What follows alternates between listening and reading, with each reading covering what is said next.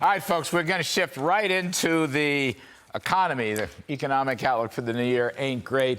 My great friend Ed Hyman, founder, chairman, and chief economic researcher at Evercore ISI, is very concerned about a recession, I think, in the second half. First of all, Ed, thanks for coming on. I'm sorry we had to reshuffle the deck a little bit. Let me just ask you something off the top.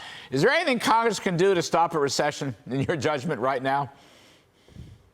I don't think so. I mean, monetary policy is very powerful. And as you know as well as I do, it takes 1 and 2 years to impact. So like the very strong employment data we're getting right now reflects monetary policy 1 and 2 years ago. It's a tough job, but I haven't seen as negative a picture in a very long time with the rates going up, inverted yield curve, quantitative tightening, it's a global picture, and now the money supply is going to contract. It's a pretty tough picture, but they're going to get inflation down. Yes.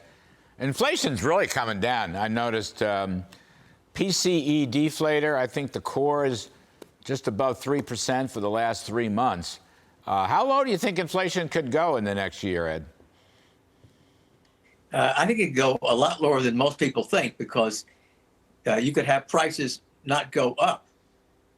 So, for example, car prices could stabilize, and that goes to zero. But let me not get over my skis. Let's just say I think inflation is going to come down a lot, and there are very long lags involved. I think the economy is going to be in recession, and financial assets are going to be under pressure. And so that's what the Fed is trying to do, and they're going to get it done. I think they're pushing too hard. They should, I don't think pivot, but they should slow down and pause a little bit to see what they've gotten done so far. You worried about profits and the stock market? Yes. So profits are going to go down, and the stock market will be under pressure from that regard. But the market's already down a lot. And if inflation slows as much as I think it might, then you could have a change in the attitude in financial markets and among policymakers about what they should do going forward. And the market could, take some hope on that. But let me share with you and your viewers that the stock market is still up almost 50% over the past 5 years. It's easy to forget. And the same is true for house prices. So it wouldn't be the worst thing in the world to continue to have the stock market to consolidate and the house prices consolidate for a while.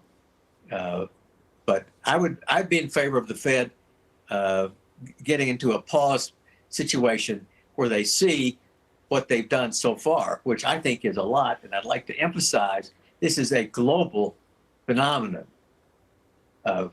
For example, policy rates in emerging economies are up 700 basis points, almost a record amount.